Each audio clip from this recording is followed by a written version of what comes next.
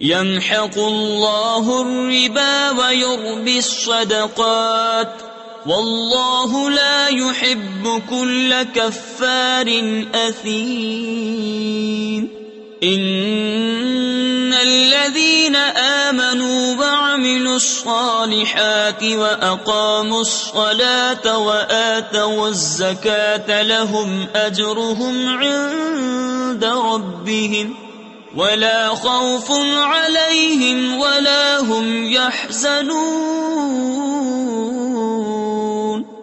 اللہ ہلاک کرتا ہے سود کو اور بڑھاتا ہے خیرات کو، اور اللہ کو پسند نہیں آتا کوئی ناشکر بڑا گنہگار۔